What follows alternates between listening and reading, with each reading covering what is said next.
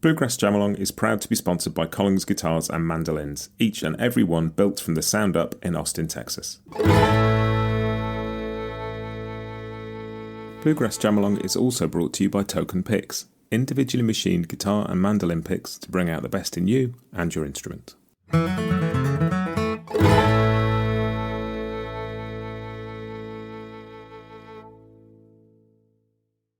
This is a real top-notch camp and really fantastic instructors, many of whom I see at other camps that I teach at in the States. It's really well run and really cool facility here and a really great community. I've talked to a lot of people who have been coming here for years to this camp. And I think that's one of the things that makes camps kind of a special place to go and learn. You meet new friends and you become lifelong friends, which is a cool thing. And that's what music's all about. Hi, this is Matt, and you're listening to Bluegrass Jam Along, the podcast for anyone and everyone who loves bluegrass.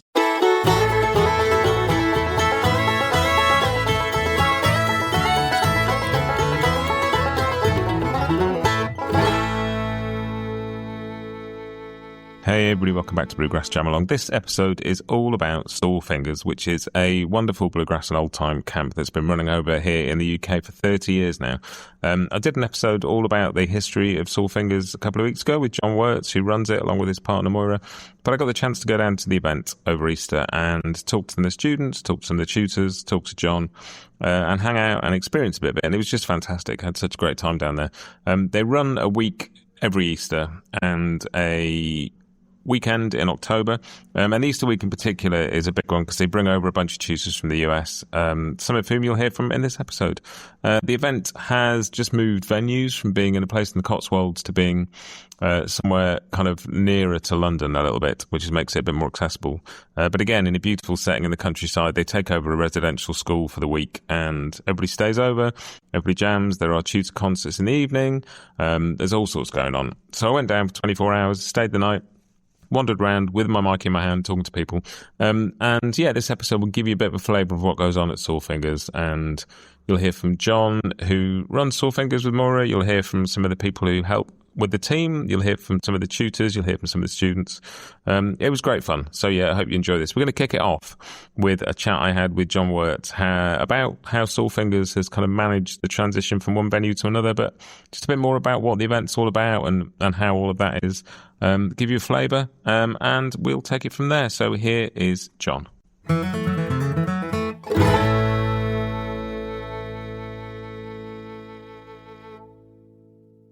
I'm sitting in the beautiful English countryside on a lovely sunny day, chatting to John Wirtz at Sawfingers. John, great to see you again. Yeah, hi Matt, it's good to talk, face to face. Yeah, we talked a couple of weeks ago kind of about the history of Sawfingers. This is the 30th year. We chatted about the move, and here you are in a new location. It looks fantastic. Well, it's we're already in love with the place. The transition went incredibly well, but I have to pay a tribute to the team that help us, because it's not just Moira and I, it's half a dozen other people who are totally committed and all know what they're doing, and they did a fantastic job, and we were ready for the students when they arrived on Sunday. And by Monday, everybody was doing what they normally do at Sawfingers, in class with their tutors, playing and learning to play music.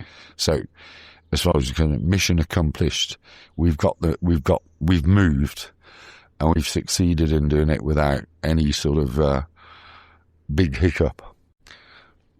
And that's brilliant, because it's, even just having been here for 10, 15 minutes and wandering around and seeing the kind of bustle of activity, there's so much that people don't see that goes into an event like this, not just on the day in itself, but like the lead up. It's such a huge operation, isn't it?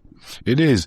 It's a lot of work. And if you're on to run a quality event, you really need people who are committed and actually work intelligently. And the team we've got do that. So if Moore and I are not around, which in this situation we were often pulled into different directions, we could rely on the guys making decisions. They'd see a problem, they wouldn't wait for us to come along and say, "Oh, you need to do it." They get on, they'll decide something, and that's the best thing you can have, because even if they make the wrong decision, it's better than no decision, and we've got that luxury. And it's clearly running smoothly. I arrived, got a taxi from the station, arrived at the gate, and immediately bumped into someone who's here. There's a woman whose 15-year-old son is on Becky's fiddle course. They're brand new to bluegrass, didn't know anything about it, and she was just full of praise as to how welcoming everybody's been, how easy it's been, like what a lovely experience he's having already. And that's kind of, if people are feeling that, that's testament to all that work having gone in, I think. It is there's a kind of, we encourage this culture because there's a lot of people who come here who are a bit new to the music, and even more, they're a bit new to the scene, and they want to make friends. It's a social, bluegrass and old time, a social music that you sit and do in groups around the campfire at festivals and things like that. So the hardest thing is you go to a festival and you just wonder how you get into these groups. You don't, and it's a bit, I remember it myself. You were a bit nervous about walking into a group and joining in, and it's perfectly acceptable when you know, but if you don't know, it's not. Now, the advantage with this place is that first we encourage the culture of welcoming people, making them feel comfortable, and when they go and sit in the tea room or something, they get playing straight away. They're playing with people, talking about music, and it builds a community. And by Friday, we'll have the 2026 Soul Fingers community. They'll all be meeting at the next festivals. Dozens of them will turn up at Crossover. They go, "Oh yeah, hi, I met you at Soul Fingers," and that helps the whole scene. It just bonds people, and they don't turn up at a festival knowing nobody. And it's that kind of world. I'm not as kind of deeply ingrained in the UK bluegrass scene as a lot of people.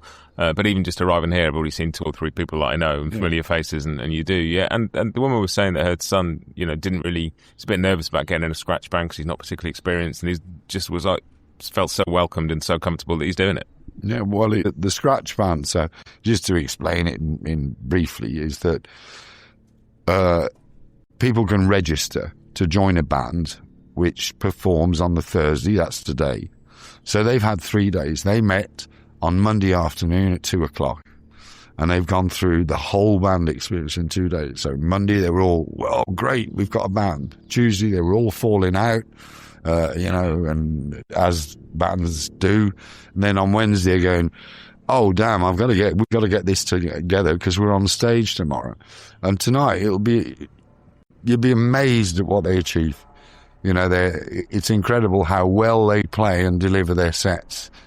And it's because they're mentored. There's a team around them who help them through every step, encourage them, reassure them. It's not all about hot technique. It's about being able to kind of have the confidence to go on stage and play. And it's another aspect of Soul Fingers which we're really proud of. Yeah, and it's a wonderful thing to get to do it because this might be some people's first experience of doing that, and it's such a kind of welcoming and easy environment to do it in. And if you can give a 15-year-old fiddle player the confidence to go out and carry on that journey and get deeply immersed in bluegrass, then that's a beautiful thing to be able to provide. Well, one of the youngsters that is here comes from Leamington Spa, and he's been kind of on his own at home, and he plays guitar and banjo. And his mom phoned me and we talked about sponsorship and whatnot. Anyway, he's here.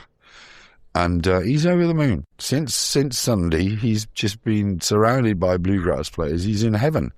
And I listen to him play. And even though he's been working at home on his own, probably from records and tabs and the internet, he's already pretty hot.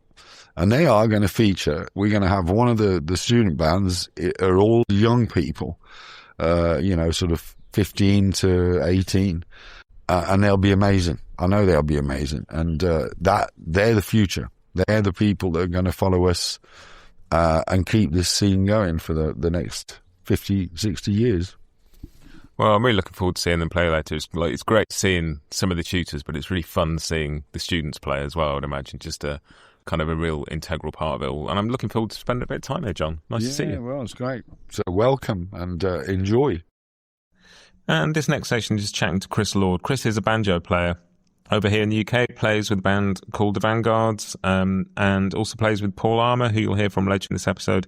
And has also been editing the British Bluegrass Music News magazine, the magazine of the British Bluegrass Music Association, for a while now, and I've done some writing for them, and so I know Chris a little bit through those things. And he's part of the team helping out at Sore Fingers, as well as being a student on one of the banjo courses, and he's been coming for years, so I thought it'd be fun to chat to Chris. Here is Chris Lord chatting about Sore Fingers. I'm here with Chris Lord, banjo player extraordinaire, key member of the BBMA team, and you've been to many, many Sore Fingers, haven't you?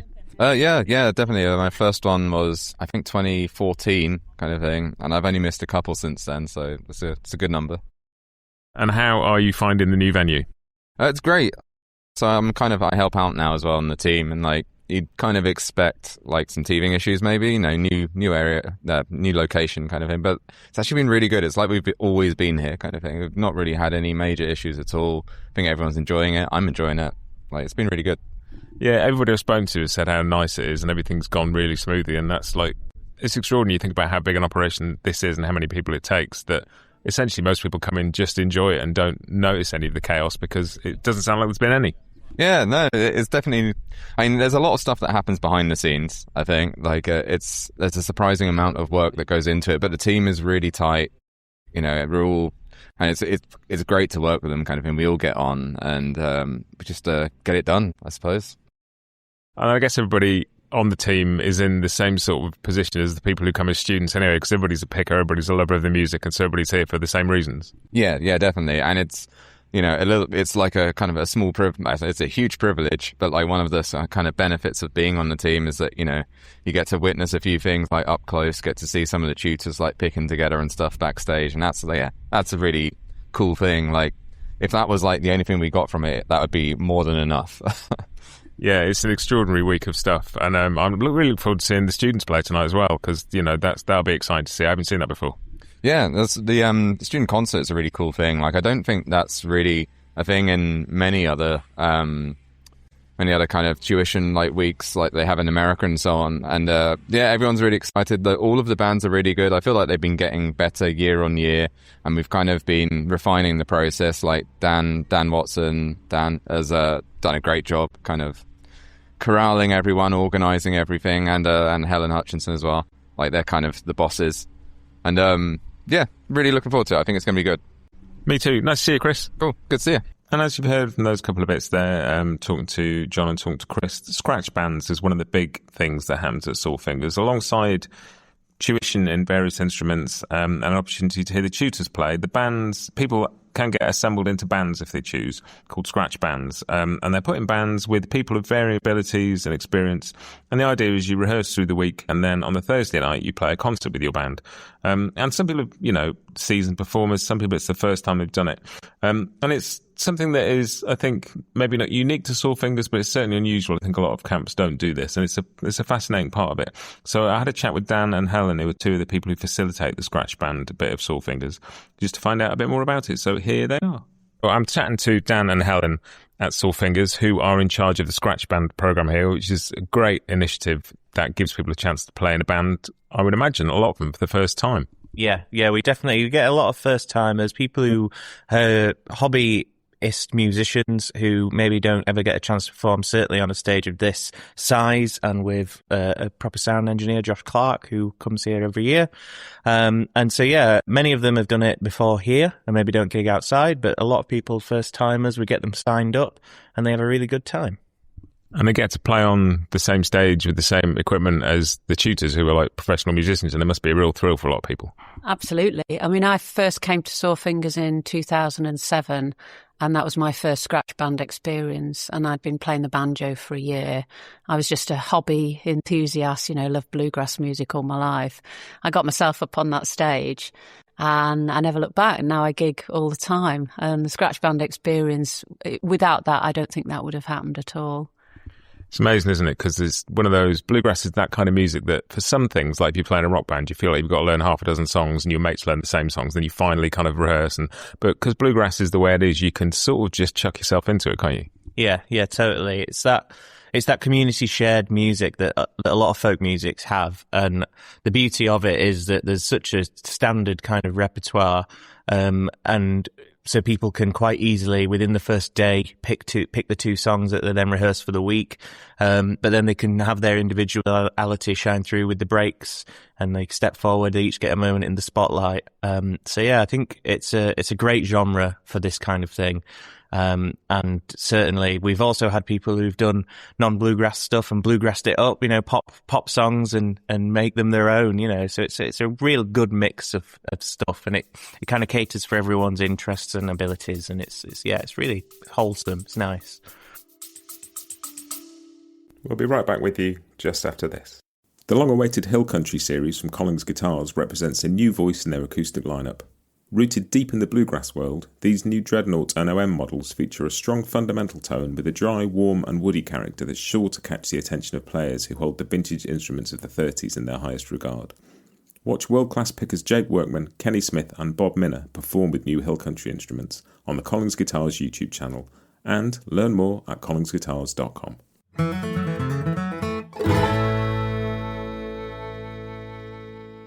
Founded in Petaluma, California, and born of a love for music, Token has developed a unique approach to making picks. Individually machined from premium materials like Ultem, Peak, and compression moulded Taulon, Token picks are designed to bring clarity, speed, and tone to your playing. Used by top artists like Chris Eldridge, Jake Workman, Andy Falco, and Trey Hensley, Token picks are fast becoming a bluegrass favourite. Follow on Instagram at TokenMade and learn more at tokenmade.com.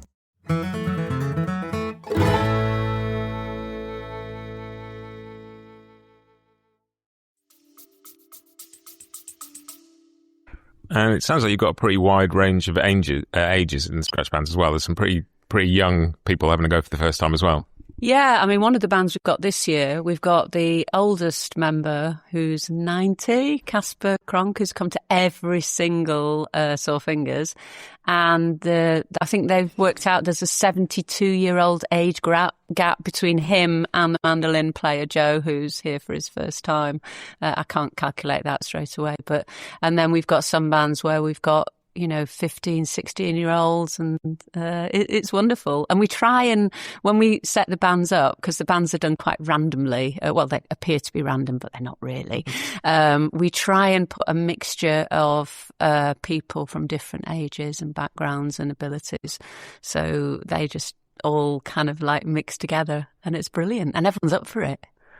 And some of the kids are kind of here, like on the equivalent of scholarships, I guess. They're being sponsored to be here by various organisations, and them getting their first chance to do this must be really exciting. I was speaking to somebody when I came in, a woman whose 15-year-old son is here on the fiddle course, and was, he's pretty new to bluegrass, he's pretty new to all of it, and wasn't really sure he wanted to be in a band, but within a day or two of being here, he was like, oh, I'll have a go. Yeah, no, it's great. We're really fortunate that we have some generous individuals who offer scholarships, as well as the BBMA.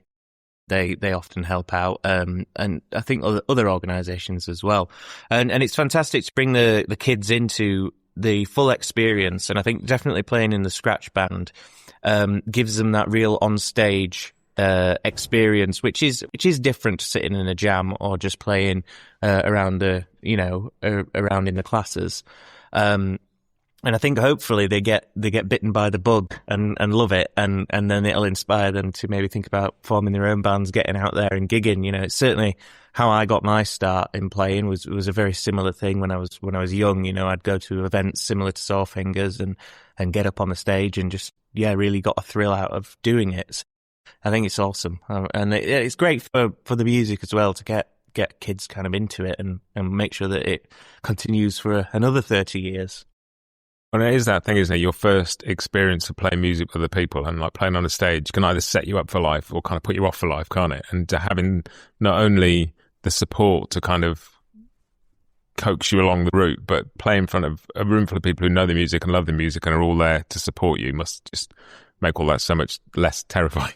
It's very supportive, and everyone gives a big cheer after the end of every solo, no matter what it's like. You know that you're in a room full of people, because a lot of the people in the audience are actually in a band as well. They're going to be in the next scratch band. So it's a very supportive, very buoyant atmosphere. And I think some people come and they maybe decide not to do it the first year, but then after they've seen it happen, they think, Yeah, I want to have a go at that. It's good. Just coming back to your point about the scholarship, I just put a shout out to the chaps from the Rainford session up near St Helens, because they actually had a whip round and paid for a few students to come this year, and it was such a generous gesture. They just wanted to bring on the young people, because they're starting to get more young people come to their session locally, and they supported them by paying for them to come. That's really fantastic. I'm excited that I'm here. I'm only here for one night, so I'm excited that I'm here for that. You see the names on the tutor list and think it's going to be great to see them play, but actually I'm really looking forward to seeing some students play, so I'm looking forward to it. I also had a chat with Martin Froud. Martin has been a student at Saltfingers, been to many of the events, and has sort of transitioned into being part of the staff, and he also works with the scratch band students. And as a former teacher himself, understands kind of a lot about learning and how people interact in these situations. And he had some really interesting insights as well. So here is Martin chatting about the scratch bands at Saltfingers. So I'm here with Martin at Saltfingers. Martin is one of the scratch band tutors, and you've been coming in various forms over the years, haven't you? That's correct, yeah. I first came as a student. Somewhere along the line, I got really interested in playing dobro, and John Wirtz, who I've known for a long time, got a guy called Stacey Phillips over, a dobro tutor from the States, and kind of strong-armed me into joining the class. And I suppose I could say I've never looked back, because dobro has now become my main instrument in doing gigs of all sorts. And that must have been quite a while. What's the experience sort of been like over the years? It's obviously Saltfingers has grown and changed quite a bit in that time. Yeah, it has. Yeah, I mean, the numbers of students, well, from my perspective anyway, seems to have increased. Yeah, the atmosphere is very similar, but it's just got bigger. That's the way I see it, and the move to the new school, from my perspective, again, has been really good. Yeah, everybody's only had good things to say about it, and the surroundings are beautiful. And just wandering around, kind of yesterday with the sun out, and then seeing everybody sitting around picking last night, and seeing the scratch bands play last night at the concert is an extraordinary thing. It must be lovely, having been here as a student, being able to work with some of those people who are here for the first time maybe, and encourage them to get the most out of the experience. Yeah, that's correct. I mean, the one thing that really has grown is the scratch band program. I mean, when I first came, it was very much a case of putting yourself together in bands, seeing what happened really. And there was a fairly small number of bands, but the program's grown such that we now have, I don't know how many it is, 5 or 6 scratch band tutors and 18 bands, some of which will have as many as 9 people in. So the management of those bands, if you like, has certainly grown, and it's become, something I really enjoy doing. And, the result is what you see on the Thursday night here, when everybody walks off the stage highly elated, as if they played the biggest rock concert in the world. And it's great because you get to see the tutors play, and that is incredible in its own right. But there's something about celebrating the students playing as well, and the journeys people have gone on over the week, and some people who will go away from this having the confidence to get up and do it again, and that'll be the start of their journey with performing live. That's again correct. I mean, I can think of people, I can't remember names, I wouldn't mention them obviously, but who, as you say, come in and the idea of going on stage makes them break out in a cold sweat. But they're going to do it, and they do go and do it, and when they've done it, there's a huge boost in performance and musical confidence, such that next year, if they come back, they definitely sign up for a scratch band again. And I love to think that some of them will look back in 5, 10, 15, 20 years and remember that first time they came to Saltfingers and just be part of the family that keeps coming back every year. Yeah, I've been involved in education for most of my working life, and it's very similar to seeing a student come in year 7 at school, and then somewhere along the line they leave in year 11 or maybe go on to do A-levels, and you see that person develop and flourish at the end, and it's a nice feeling to see it happen. And one of the big elements of Saltfingers, particularly the Easter weekend, is the tutor list that they have. They fly over a bunch of people from the US to teach at the camps. And over the years, I've had a extraordinary list of people come and teach. All names you would recognise, lots of great players, lots of great pickers. no less so this year than any other year. So I thought I'd take the opportunity to chat to a couple of the tutors while they were here. First of these is going to be Michael Daves, and Michael was teaching on the guitar course this year. It's his first time at Sore Fingers. Separately from this, I also grabbed him to chat about the new record he has out with Jacob Jolliffe, who was also a tutor this year.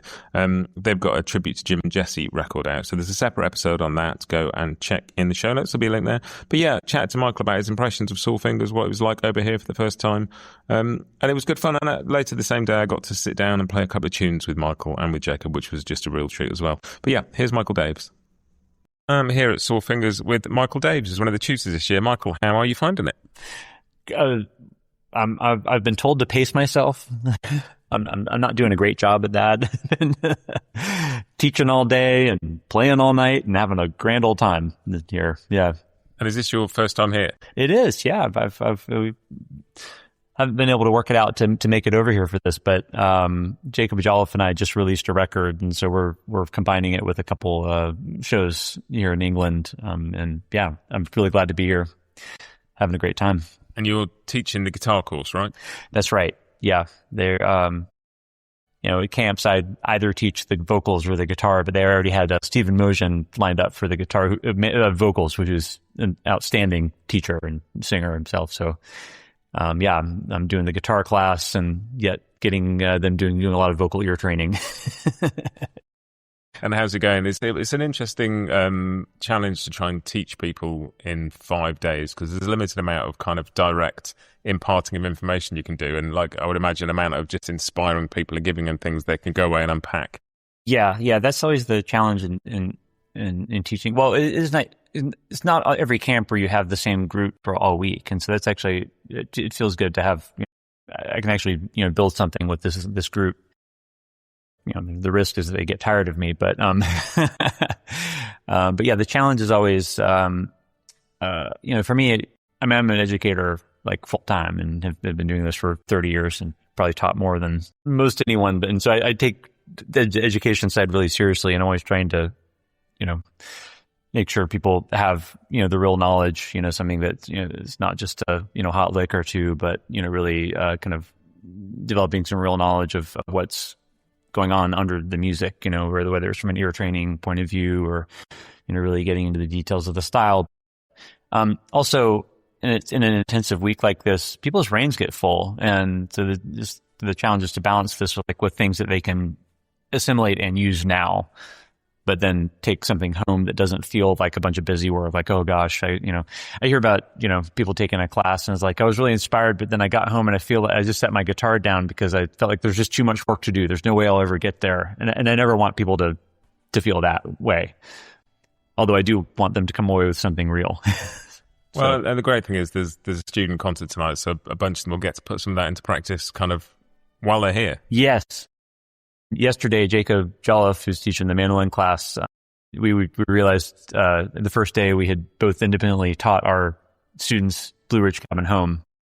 We didn't plan that. It just happened that way. It was like, oh, we should get our classes together. So yesterday afternoon, the guitar and the mandolin classes, we joined forces, and Jake and I did some demonstration, about the duo and kind of demonstrated some things about, improvisation and passing motifs back and forth, some listening exercises, call and response, things like that, and, accompaniment styles. And then we paired up all the a guitar and a mandolin student, and they all went off and they had been working on that song and practiced it together. And then we reconvened and several of the groups, performed for the group. So it was really a good, very hands-on way of literally putting to use what we've been learning immediately. And I think people really enjoyed that. And I certainly enjoyed it, And that's the joy of being somewhere like this is we are surrounded by fields and countryside. We are literally in a bluegrass bubble for a few days, and people get to just live in that world for a while, which is wonderful. Yeah, the immersion. I mean, music is so much like a language. Or the way we learn music is very similar to the way we learn language, and so it's like the difference between you can read a Spanish textbook and learn some words and grammar or whatever, but it's not going to land the same as if you go to that country and have to figure out where to use the bathroom or, like how to order food or whatever. It's just a different it accesses different parts of the brain. And so, yeah, these immersion experiences, have a lot more of that. And it's, on one level, it's an alternate reality that maybe doesn't resemble our mundane our lives. But, on the other hand, there's something of there's an opportunity for real communication and real learning because you want to jam, you want to participate, you make friends and you want to make music together. So, it's really great to have everyone all here together and, kind of stuck for a little while. Also teaching at Soul Fingers this year is Stephen Mougin, teaching the singing course. Stephen is a sort of singing teacher and educator by trade and by training anyway, so he's a wonderful kind of addition to the staff here. I've spoken to Stephen on the podcast before. He came on to chat about the work he does as a band coach, particularly. I saw him do a band coaching session at IBMA first time I went out, and that was a fascinating thing too. I'll put a link in the show notes because that's a really interesting one.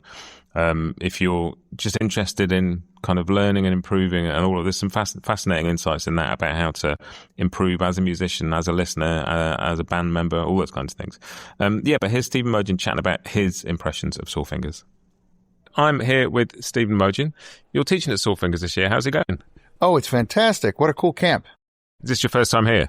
It is. We've been trying to make it work for a number of years, but with my schedule with Sam, it's always hard to schedule it far enough in advance where I can actually commit to coming. So it just worked out this year, and I'm so happy I came. And there are many, many courses you could teach. Which one are you doing this year? That's funny. I'm doing the singing course this year, which is actually the thing I enjoy teaching the most in a camp like this. My background is in vocal music education. I went to college for that, taught choir for a while, and it's a really fun experience getting folks singing bluegrass better. And do you notice any big differences between this and the kind of camps you see back in the States? No, just the accent. Honestly, no. This is a real top-notch camp, and really fantastic instructors, many of whom I see at other camps that I teach at in the States. It's really well run and really cool facility here, and a really great community. I've talked to a lot of people who have been coming here for years to this camp, and I think that's one of the things that makes camps kind of a special place to go and learn. You meet new friends and you become lifelong friends, which is a cool thing, and that's what music's all about. Yeah, and I guess one of the joys of it is that it's one of those times, it's a bit like going to IBMA. Once you've been a few times, you just run into people once a year, and even if you don't see them in between, it's just that chance to connect and feel like part of a community, which is brilliant. Absolutely. Yeah, I think it's a good thing about our bluegrass community anyways. The whole jam component and all of that, it's very community driven, and this is just a nice extension of that. I also got to sit down and have a chat with Tony Trischka, which is always a treat. Tony's been to Soul Fingers a couple of times before, including early on, I think maybe the third event he was at. And he's back this year. And separately from this, I also got to sit down and talk to him about Volume 2 of his project, Earl Jam. And there's a separate episode on that, so check out the link in the show notes. But yeah, just fun, again, chatting. It's always fun chatting to Tony. Begins to talk to him about Soul Fingers, about his experience over here, his experience of camps and teaching in general. Here's Tony Trischka. I am here in a really lovely little theatre space on the site where Soul Fingers is being held this year, and I'm delighted to be chatting to Tony Trischka, who's over teaching banjo this year. We've spoken many times for the podcast. We've never actually been able to do an interview in person, so it's great to see you, Tony. Great to see you, Matt. Finally, I'm here at your side of the pond, and we can do this in person. And this is not your first time at Soul Fingers, but it's your first time for quite a while, I believe. It's been, I think, 9 years. John Wirtz, who is my nemesis, the person who runs things here, we have this banter back and forth. Anyway, he thinks, I think it's my third time here, and the last time nine years ago, something like that. And it's great to be back. Because you were here for one of the very early ones, weren't you, in the 90s, I believe? I was, yeah.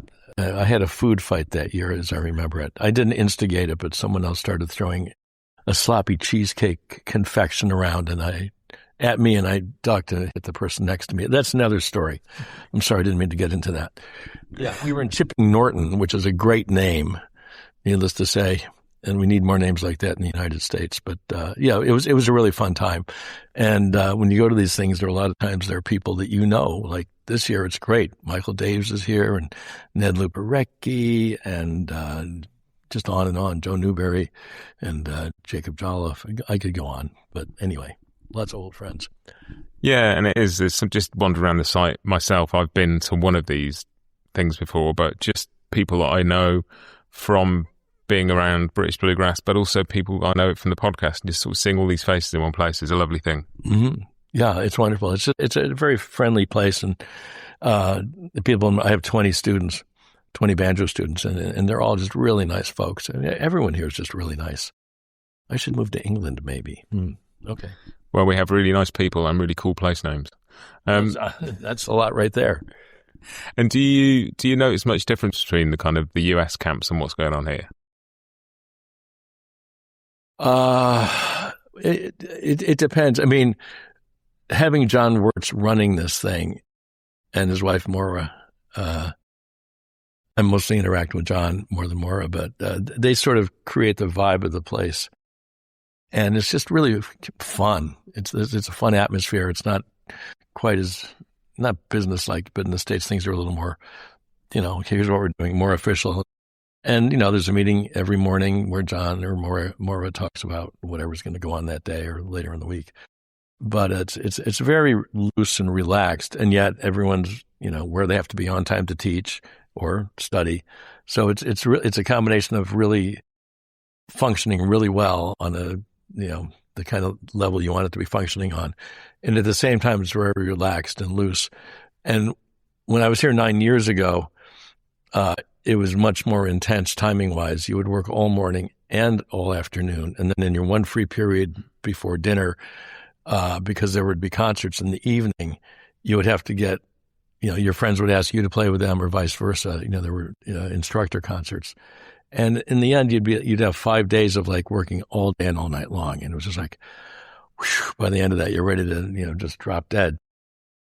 But this year, it's much more relaxed than that. I mean, we're still working pretty strongly, like all morning, but then it's an hour and change in the afternoon, and there are a couple hours off, which I think is, even the students can't take in that much information. Even a 5-day workshop is a lot for people to digest. Usually by the third day, by Wednesday, I'm teaching them how to make a chicken sound on the banjo. Today I expanded that to be yesterday it was chicken. Yeah, I think yesterday was the chicken sound. Today was a mule sound. You got to be able to make it sound like a donkey on the banjo. So these are really important things, I think. So anyway, but yeah, I'm having a great time this year. And John's the best, and so is Maura. So yeah, there's definitely, it's hard to imagine something like this having this kind of character run by other people, because they're part of just the way they are and who they are seems to come through really strongly. Very much so. Yeah, they create a whole atmosphere for this place just by who they are, and it's not like they're all over the place. They're mostly in the office, but somehow their personalities pervade this whole place. And I thought it'd also be fun to chat to some of the students at Sawfingers this year. And the first of those has come over from Sweden. His name is Bent Sjöberg, and he's at his first Sawfingers. And so it's always fun to chat to people who've been to an event for many years, but it's really interesting to hear from somebody who's there for the first time. And there's a really strong contingent of people over from the sort of continental Europe for Sawfingers. It's not just a UK event. So yeah, I grabbed him right after the student concert and had a chat. So here he is.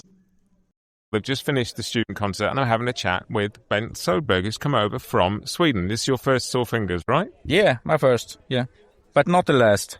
And there's quite a few of you come over from Sweden. Yeah, I think we're about 10 people from Sweden. It's fantastic. And how are you finding it? Is it what you expected? Yeah, I love it. I don't want to go home. I will stay here.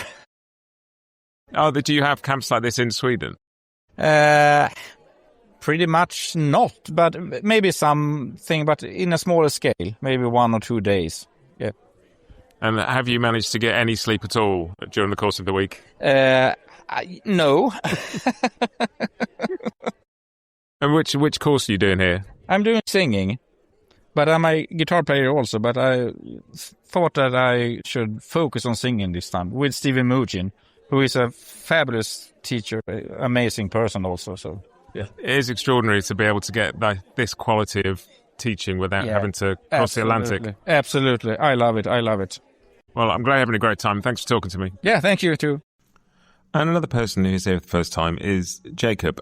When I arrived at Soul Fingers on the Wednesday morning, I turned up at the gates of this impressive, sprawling residential school in the middle of the beautiful English countryside, and I wasn't quite sure I was going, and spotted somebody sat near the gates and said, "Excuse me, can you point me in the direction of where Soul Fingers is happening?" And that turned out to be Jane. And as we were walking up towards the main buildings, she was showing me where I needed to go. She was chatting about her teenage son, who was very new to bluegrass, and had come to Soul Fingers, didn't really know what to expect, and just saying what a lovely time he'd had, and that he'd been a little bit reticent to join one of the scratch bands, but he'd been persuaded to and was really, enjoying it. And we got to the end of the drive and where I was going to, and I said, "Oh, I should have got my mic out and recorded you. That would have been really interesting." And I didn't, and I hadn't. I bumped into them the next day, and so I managed to have a chat with them then, which was after the student concert, which was great. And it's just really interesting hearing from somebody who is new to all of this. And obviously, a little bit shy and a bit nervous and not quite sure of it all yet. But to hear that he had a great experience, and to hear as well from his mum about what it's like coming to Soul Fingers with a young student as a parent, because there was a few people there. There were a few sort of teenage people had brought parents with them as kind of chaperones, and it's a fascinating experience. And just hearing from some of the parents of what a lovely, welcoming atmosphere it had been, because those first experiences of playing when you're a kid can really set you up for the rest of your musical life, and it's such an important nurturing bit of what Soul Fingers is about. So yes, here's a chat with Jacob and his mum Jane. I'm here with Jacob and with Jane. Jacob is at Soul Fingers for the first time. Are you relatively new to playing bluegrass? Yeah, this is the first time I've played bluegrass. And how's it going? It's going well, thank you. It's been lovely. Learnt lots of licks, lots of things I didn't know beforehand. And last night you got up on stage and played with a scratch band. Yeah, that went well. It was lovely. It's really nice. Everyone was really pleasant. It's really great atmosphere. And I was saying it was really nice that they were encouraging for you to do that, because you weren't sure that was something you wanted to do. And it's been really nice to see a young person pushed out of their comfort zone and doing things that are going to move you onto the next level musically, but also onto something that's more confident.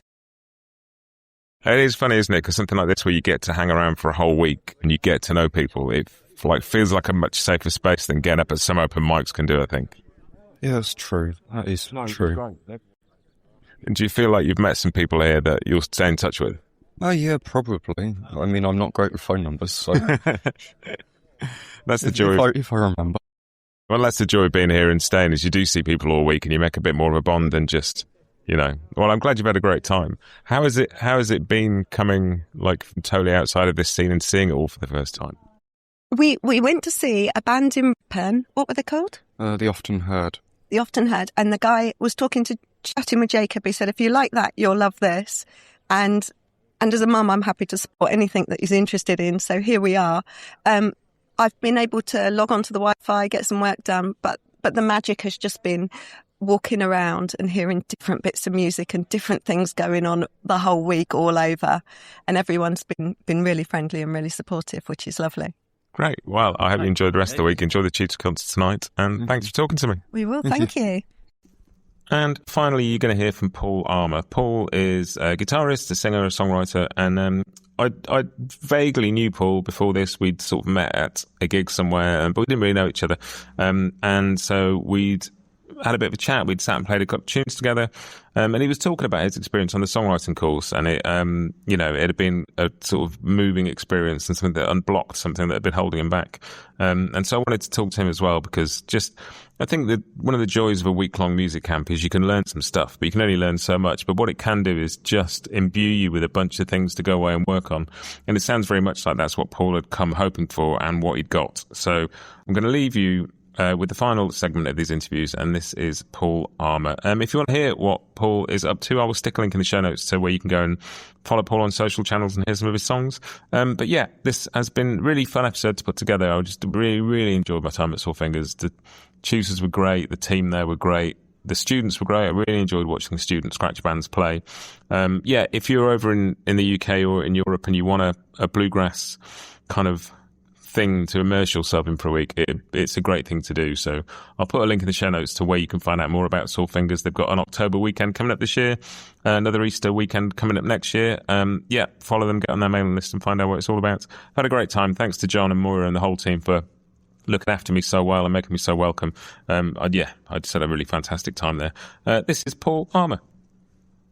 I'm here at Sore Fingers and I'm chatting to songwriter and guitar player Paul Armour, and he's been doing the songwriting course, and we've just been having a fascinating chat about how it's going. Tell us how your week has been so far. So my week has been a journey, to say the least. I sort of considered myself a songwriter. I've been writing songs for since I was like 15.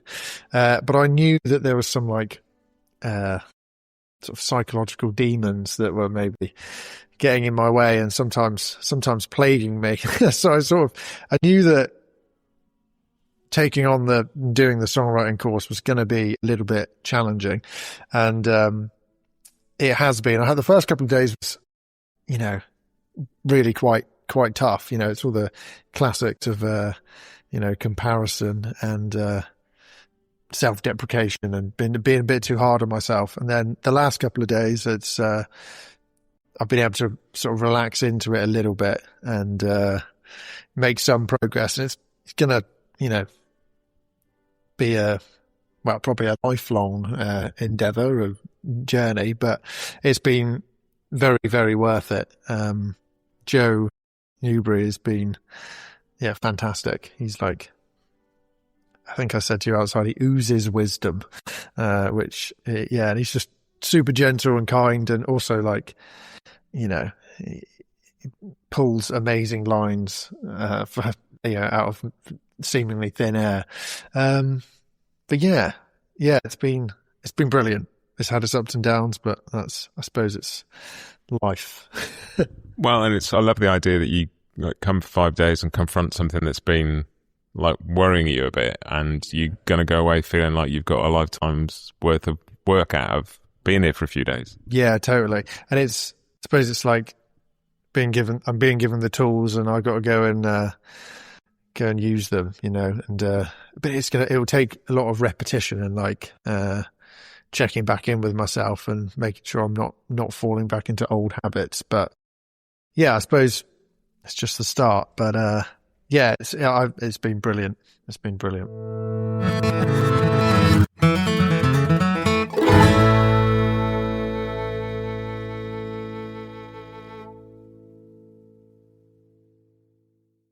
Bluegrass Jam Along is proud to be sponsored by Collins Guitars and Mandolins, each and every one built from the sound up in Austin, Texas.